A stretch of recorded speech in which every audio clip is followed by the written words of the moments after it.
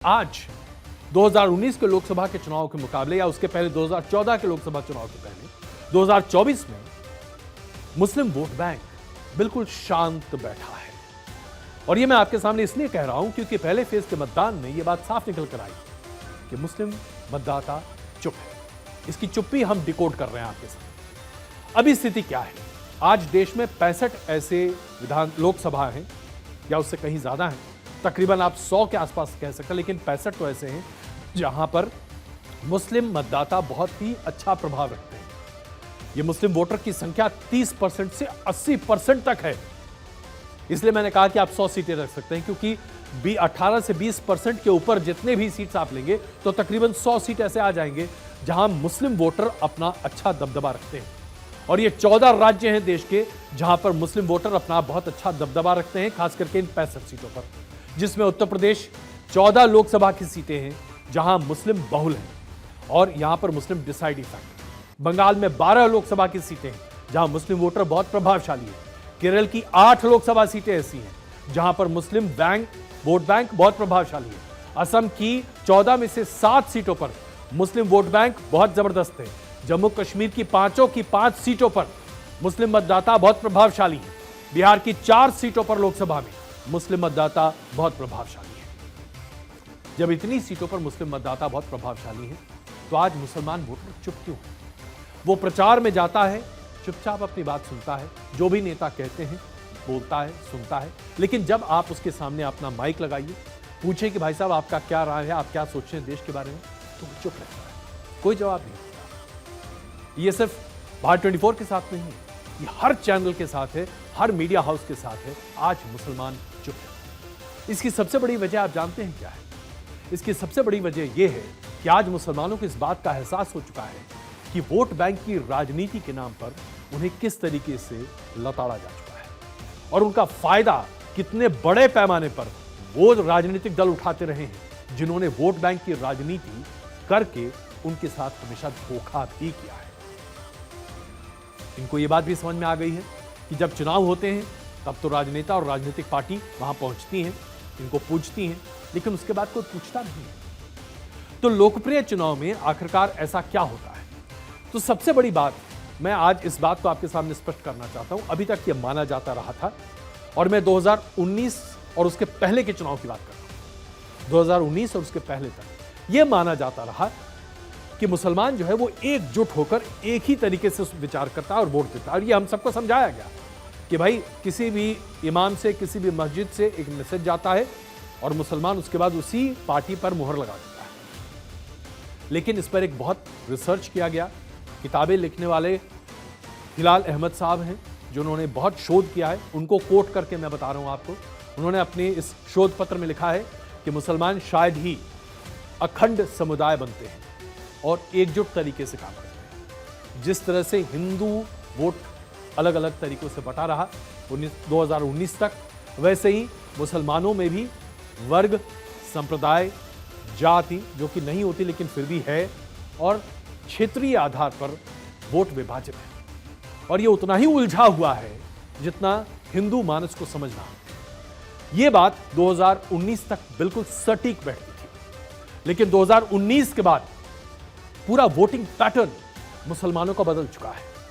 अब मुसलमान विभाजित नहीं है। अब मुसलमान किसी एक राजनीतिक दल पर सिर्फ ठप्पा नहीं लगाता। अब मुसलमान सोच समझकर उस उम्मीदवार पर दाव लगाता है जो भारतीय जनता पार्टी को हराने की कुव्वत रखता है। यह बात गौर करने वाली है। भारतीय जनता पार्टी को लेकर एक निर्धारित सोच है मुसलमान समाज के बीच में, अल्पसंख्यकों के बीच में, और जो भी पार्टी बीजेपी को हराने में सबसे ज्यादा आगे हो सकती है, उसी के उम्मीदवार को आज की डेट में मुसलमान मतदाता वोट देता हुआ दिखाई देता है। और ये इसलिए है क्योंकि आज ये ट्रेंड बड़े पैमाने पर देखा जा रहा है, जिसकी वजह बहुत स्पष्ट है। 2019 के बाद से मुसलमान वर्ग को, अल्पसंख्यक वर्ग को यह समझाया गया एक तरह से कि आपको जानबूझकर भारतीय जनता पार्टी की अगुवाई की सरकार में इग्नोर किया जा रहा है। आपको समुदाय के तौर पर नहीं देखा जाता। आपको सरकार की नीतियों का फायदा जरूर मिल रहा है, आपको सभी वेलफेयर स्कीम्स का फायदा मिल रहा है, ठीक वैसे जैसे हिंदुओं को मिल रहा है, लेकिन आपको सरकार में, आपको समाज में, आपको राजनीति में, आपको पार्लियामेंट में प्रतिनिधित्व नहीं दिया जा रहा, आपको इग्नोर किया जा रहा है।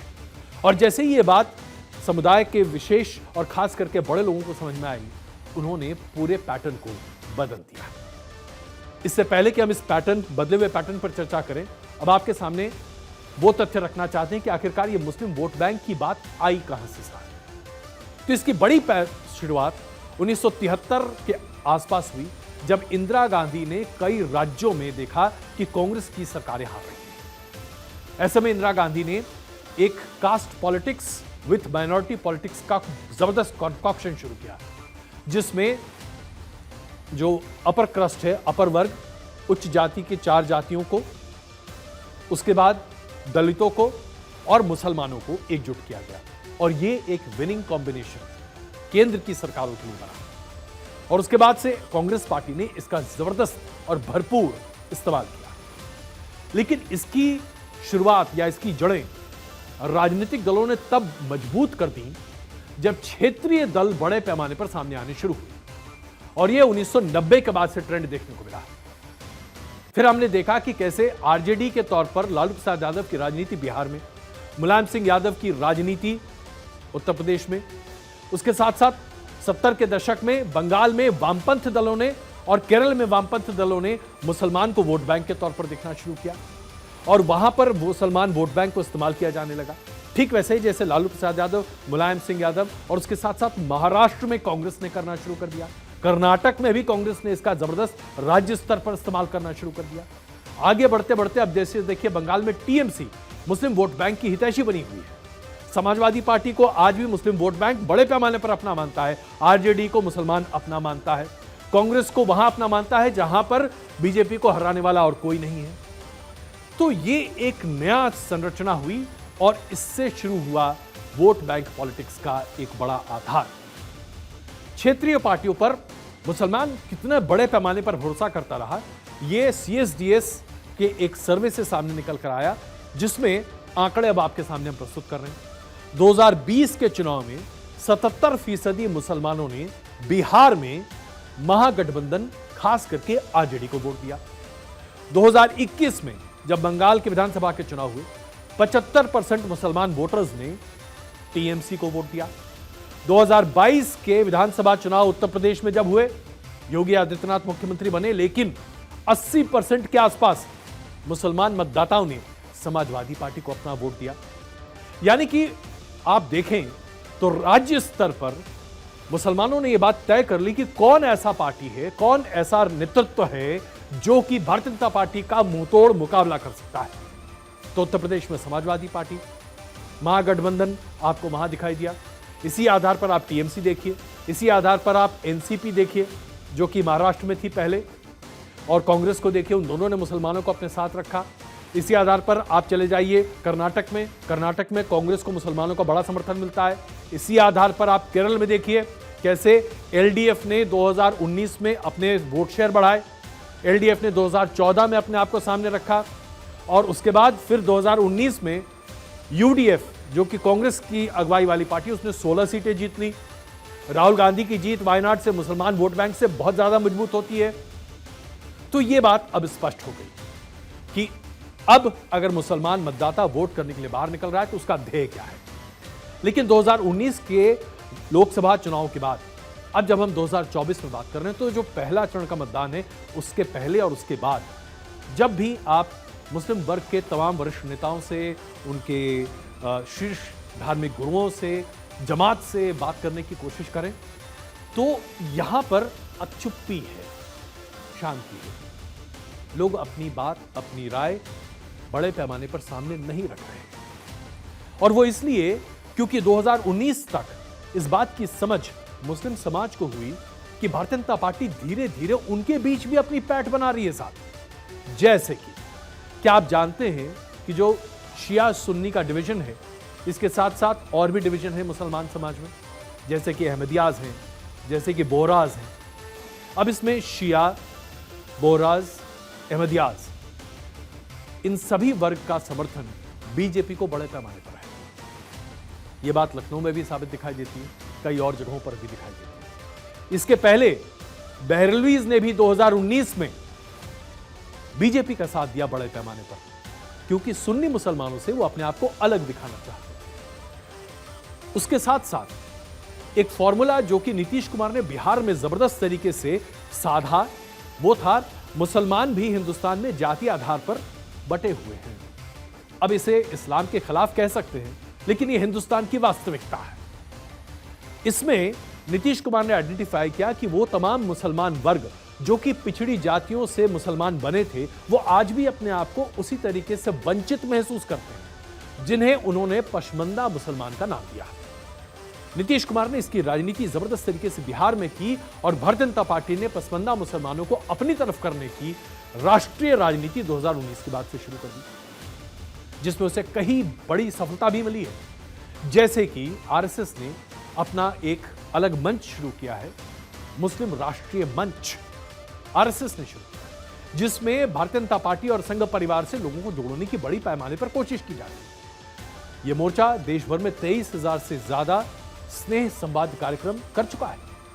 1500 से ज्यादा विधानसभा क्षेत्रों में यहां पर चर्चाएं हुई हैं और लोगों को अपने साथ जोड़ने की कोशिश की गई। 50 लाख से ज्यादा मुसलमानों से संपर्क साधकर उनसे बातचीत करने की कोशिश की गई है। और आप जानकर ताज्जुब होंगे कि 18 लाख से ज्यादा मुसलमान आज मोदी मित्र के नाम से अपने आप को सबके सामने रखते हैं। यानी कि अल्पसंख्यक वोट बैंक में भी भारतीय जनता पार्टी और संघ परिवार ने मिलकर जबरदस्त सेंध लगा दी। मुसलमानों के वर्ग को जब इस बात की समझ आई 2019 तक, उसके बाद से लोकसभा के लिए कम से कम उन्होंने यह तय कर लिया कि अब हमको एक वोट बैंक के तौर पर ही काम करना है। और यही वजह है कि आज मुसलमान वोट बैंक एकजुट होकर मतदान करने की कोशिश कर रहा है।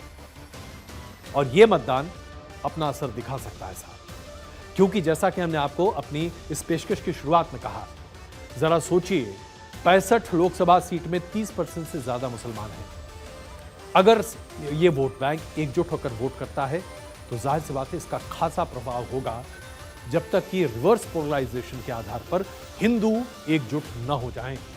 और अगर हिंदू कास्ट लाइंस पर बट गए तो फिर भारतीय जनता पार्टी को नुकसान हो सकता है। इसलिए इस बार यानी कि 2024 के लोकसभा चुनाव में 4 जून को हम इस बात के एनालिसिस आपके सामने रखेंगे साहब कि मुस्लिम वोट बैंक ने 2019 के मुकाबले 2024 में अपने आप को कैसे साधा।